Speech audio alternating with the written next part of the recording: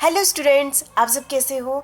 मैं आज आपके साथ डिस्कस करूंगी सब एजेंट एंड सब्स्टिट्यूट एजेंट किसे कहते हैं। जैसा कि आप सभी ने पिछली वीडियो में अच्छे से सीख लिया है कॉन्टैक्ट ऑफ एजेंसी किसे कहते हैं।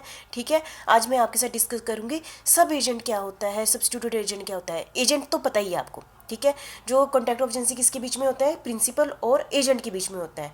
मैं उस एजेंट की बात नहीं कर रही हूँ, मैं उसके बाद अलग टॉपिक सब एजेंट, मतलब सब देखिए सब एजेंट एंड सब्स्टिट्यूटेड एजेंट किसे कहते हैं, मैं इसको आज आपके साथ डिस्कस करूँगी। ठीक है, जैसे कि आप स्क्रीन पर देख ही रहे हैं सब एजेंट की डेफिनेशन कौन से सेक्शन के अंडर दी है। सबसे पहले तो मैंने आपको कहा ही है सबसे इंपॉर्टेंट चीज़ क्या है, सेक्शन है। ठीक है, तो आप देख ही रहे हैं सेक्शन कौन से सेक्शन के अंडर दी है, सेक्शन 191। सेक्शन 191 में किसकी डेफिनेशन दी हुई है, सब एजेंट की डेफिनेशन दी हुई है। 191 क्या बताता है, सब agent is a person appointed by, उसकी अपॉइंटमेंट कौन करता है, एंड एक्टिंग किस अंडर द कंट्रोल ऑफ, किसकी कौन इसकी अपॉइंटमेंट करता है और किसके अंदर वो काम करता है, of original agent in the business of agency. Original agent in the business of agency, original agent कौन है, ये। ठीक है, और ये एजेंट सब एजेंट की क्या करता है, अपॉइंटमेंट भी करता है। और वो ये सब एजेंट किसके कंट्रोल में काम करता है, एजेंट के कंट्रोल में रहकर काम करता है। ठीक है, तो आपको डायग्राम से समझ आ ही गया होगा। प्रिंसिपल है, प्रिंसिपल किसकी अपॉइंटमेंट करता है, एजेंट की करता है। इन दोनों के बीच में कौन सा कॉन्टैक्ट बनता है, कॉन्टैक्ट ऑफ एजेंसी बनता है। तो नेक्स्ट क्या करता है, एजेंट अपने अंदर, मतलब प्रिंसिपल नहीं इसकी अपॉइंटमेंट कर रहा है, ये ध्यान में रखना। यहाँ पर एजेंट किसकी अपॉइंटमेंट कर रहा है, सब एजेंट की अपने अंदर कर रहा है। और वो जो सब एजेंट है वो किसके कंट्रोल में काम करता है, एजेंट के अंदर काम करता है। तो इस टाइप के एजेंट को हम क्या कहते हैं, सब एजेंट कहते हैं। वैसे तो हमारा ओरिजिनल रूल क्या है, जो एजेंट है अपनी अथॉरिटी अपना काम किसी थर्ड पर्सन को डेलीगेट नहीं कर सकता। लेकिन देखो अंडर सेक्शन 191 में एजेंट के पास पावर दी गई है, वो किसी और पर्सन को अपना काम अथॉरिटी कंट्रोल अपना काम करवा सकता है। उसको हम क्या कहते हैं, सब एजेंट कहते हैं। ठीक है, आप ये समझ गए होंगे। अब आपको पता है कि क्योंकि काम इसने जो सब एजेंट ने किसका काम करना है, प्रिंसिपल का ही करना है ना। ये सब एजेंट ने किसके साथ मिलना है, क्लाइंट के साथ जाके, आगे क्लाइंट के साथ मिलना है ना, क्लाइंट के साथ जाके मिलना है। और वो जो क्लाइंट और प्रिंसिपल के बीच में रिलेशनशिप बनाने हैं सब एजेंट ने भी। ठीक है, जो एजेंट का काम था वो उसने इसको थोड़ा डेलीगेट कर दिया गया है। तो इसका मतलब इनडायरेक्टली किसके बीच में रिलेशनशिप बन गया, प्रिंसिपल और सब एजेंट के बीच में भी रिलेशनशिप बन गया। देखो ये इसके बीच में रिलेशनशिप किस बात पर डिपेंड करेगा, रिलेशनशिप बिटवीन प्रिंसिपल एंड सब agent depend on authority delegate properly और नॉट। डिपेंड करता है जो सब एजेंट को जो अथॉरिटी मिली हुई है, किससे अथॉरिटी मिली होगी, एजेंट से, वो प्रॉपरली मिली है या नहीं मिली है। यदि प्रॉपरली मिली है, यदि सब एजेंट को अथॉरिटी प्रॉपरली ढंग से मिली है, तब तो वो प्रिंसिपल का रोल होगा। यदि उसको प्रॉपरली नहीं मिली है तो सारा जो लाइबिलिटी एजेंट की होगी, प्रिंसिपल की नहीं होगी। ये आपने ध्यान रखना। ठीक है, यदि तो प्रॉपर अथॉरिटी से सब एजेंट को प्रॉपर अथॉरिटी मिली हुई है तो फिर उसके पास वैसे ही अधिकार मिल जाते हैं जैसे एजेंट को मिले होते हैं। ठीक है, यदि उसको प्रॉपर अथॉरिटी नहीं मिली है तो वो प्रिंसिपल के अगेंस्ट नहीं, फिर उसके लिए एजेंट रिस्पॉन्सिबल माना जाएगा, उसके काम के लिए एजेंट रिस्पॉन्सिबल माना जाएगा। तो समझ गए, सब एजेंट क्या होता है, सब एजेंट की अपॉइंटमेंट अकॉर्डिंग टू सेक्शन 191 इसकी अपॉइंटमेंट भी एजेंट करता है और ये एजेंट के अंदर रहकर काम करता है। उस पर्सन को हम क्या कहते हैं, सब एजेंट कहते हैं। और कौन से सेक्शन के अंडर है,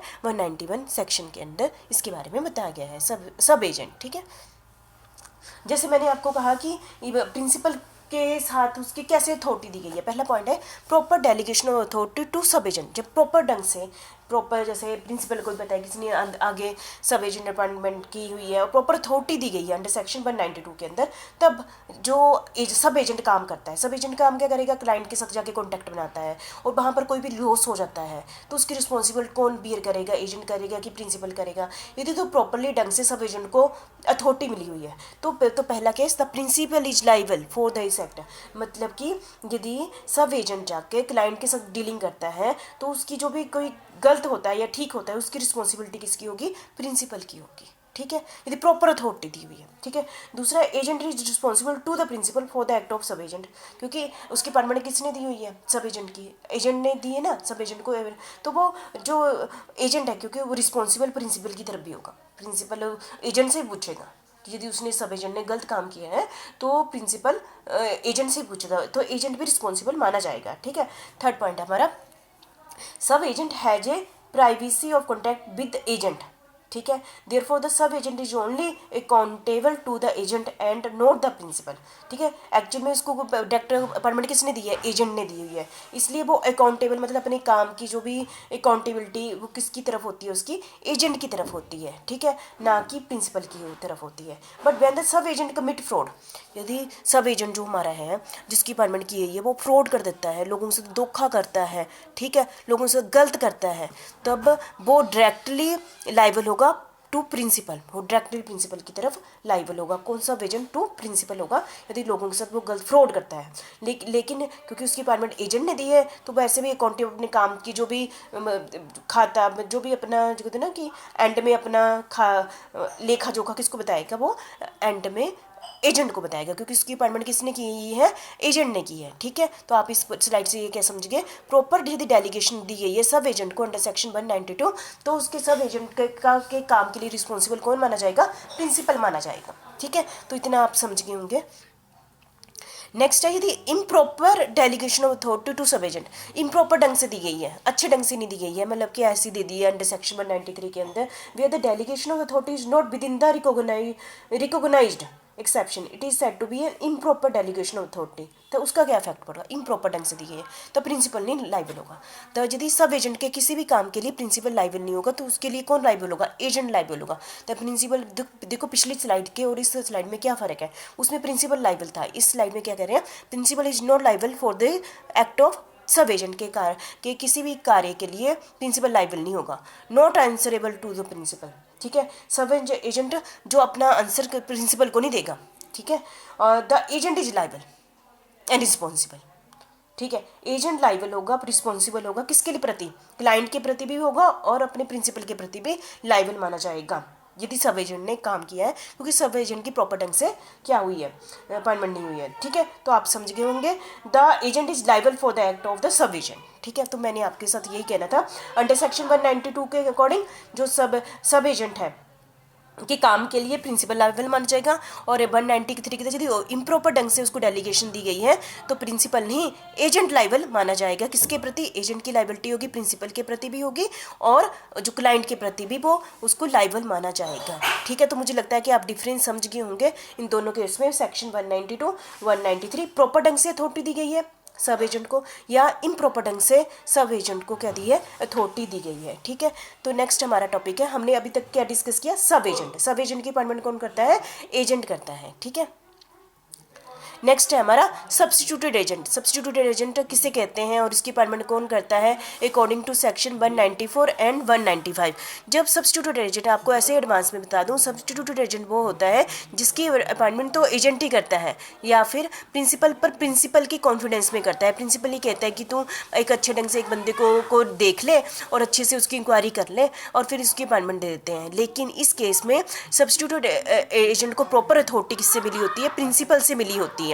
ठीक है, इसमें अथॉरिटी किससे मिलती है, प्रिंसिपल से मिली होती है। इसके पास में प्रॉपर अधिकार प्रिंसिपल की तरफ से होता है। जैसे सब एजेंट में तो वो टोटली किसके कंट्रोल में होता है, एजेंट के अंडर होता है ना, पर इसमें टोटली कंट्रोल एजेंट के अंडर नहीं होता है। चाहे एजेंट के कहने पर प्रिंसिपल ने रखा है, एजेंट या प्रिंसिपल ने एजेंट को कहा है कि तुम ढूंढ के किसी पर्सन को रख ले, है ना, तो उसको सब्स्टिट्यूटेड एजेंट कहते हैं। पर ये डायरेक्ट कंट्रोल किसका होता है, इसमें अथॉरिटी किसके तरफ से मिली होती है, प्रिंसिपल की तरफ से मिली होती है। इसको अथॉरिटी प्रिंसिपल की तरफ से मिली, तो आपको थोड़ा डिफरेंस तो पता चल गया होगा सब एजेंट और सब्स्टिट्यूटेड एजेंट में। सब्स्टिट्यूटेड एजेंट कौन से सेक्शन के अंडर है, सेक्शन 194 एंड 195 में। तो सबसे पहले तो सेक्शन इंपॉर्टेंट है। A substituted agent is agent of the principal. किसका एजेंट होता है, ये प्रिंसिपल का एजेंट होता है। He is not appointed by the principal himself, वो खुद नहीं करता, पर वो अथॉरिटी किसको दे देता है, एजेंट को देता है कि तू किसी पर्सन की अपॉइंटमेंट कर दे। ठीक है, मतलब कि उसने विश्वास के लिए एजेंट को कहते थे, पर जो है ना ये an agent having been so authorised by the principal, क्योंकि उसकी अथॉरिटी किसने दी है, एजेंट को प्रिंसिपल ने दी है, is the agent of the principal. ठीक है, तो आप समझ गए होंगे। तो मेरे कहने का मतलब है, चलो इसके फिर भी इफेक्ट क्या देख लेते हैं सब्स्टिट्यूट एजेंट के। There is a contact between principal and substituted agent. यहाँ कॉन्टैक्ट किसके बीच में होता है, प्रिंसिपल और सब्स्टिट्यूटेड एजेंट के बीच में होता है।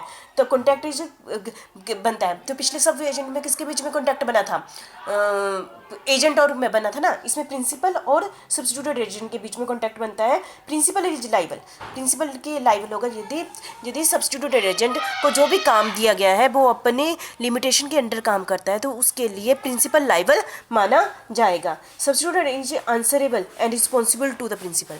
सब्स्टिट्यूटेड एजेंट क्या होता है, रिस्पॉन्सिबल होगा और आंसरेबल होगा प्रिंसिपल के प्रति। मतलब कि यहाँ पे क्योंकि डायरेक्ट ही आ गया ना कि जो सब्स्टिट्यूटेड एजेंट है डायरेक्ट इसके कंट्रोल में होता है, प्रिंसिपल के कंट्रोल में होता है, तो उस रिस्पॉन्सिबिलिटी भी प्रिंसिपल की तरफ के को ही बनती है। ठीक है, तो only duty of the agent two point था, जो एजेंट होता है वो सिर्फ उसकी क्या ड्यूटी होती थी, इसमें एजेंट का कोई ज़्यादा रोल नहीं है, एजेंट की ड्यूटी बस उसकी अपॉइंटमेंट तक ही होती है, इसलिए वो सब्स्टिट्यूटेड एजेंट के लिए रिस्पॉन्सिबल नहीं माना जाता है। लेकिन आप जो सब एजेंट की बात करें जहाँ पर डेलीगेशन अच्छे ढंग से नहीं की गई थी पावर की, वहाँ पर एजेंट रिस्पॉन्सिबल माना जाता था। पर सब्स्टिट्यूटेड एजेंट के केस में ये टोटली एजेंट की कोई रिस्पॉन्सिबिलिटी नहीं होती है। यदि उसके किसी भी एक्ट के लिए तो कोई भी रिस्पॉन्सिबिलिटी नहीं होती है अंडर सेक्शन 195 के अकॉर्डिंग। तो मुझे लगता है आप समझ गए होंगे।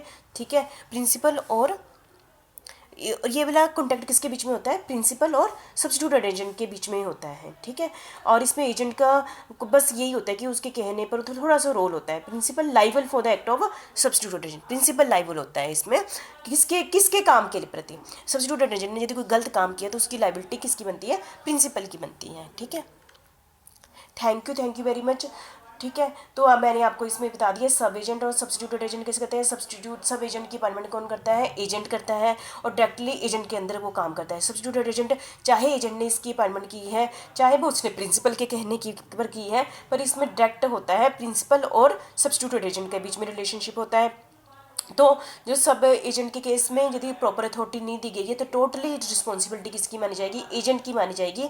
किसके काम की, सब एजेंट के काम की रिस्पॉन्सिबिलिटी कौन होगी, एजेंट की होगी। लेकिन सब्स्टिट्यूटेड एजेंट के केस में यदि सब्स्टिट्यूटेड एजेंट का कोई भी काम गलत होता है तो उसकी रिस्पॉन्सिबिलिटी किसकी होगी, प्रिंसिपल की होगी। इसमें एजेंट की कोई भी रिस्पॉन्सिबिलिटी नहीं होगी। ठीक है, तो आपको बहुत सारी टर्म हमने सीख ली है। क्या सीख ली, प्रिंसिपल पता चल गया आपको, एजेंट पता चल गया आपको, सब एजेंट पता चल गया आपको, सब्स्टिट्यूटेड एजेंट पता चल गया, और क्लाइंट तो आपको पता ही है, कस्टमर जिसके साथ जाके हमने डीलिंग करनी है। ठीक है, ये सारे पॉइंट हमने बेसिक चीज़ें आपने सीख ली। ठीक है, थैंक यू वेरी मच।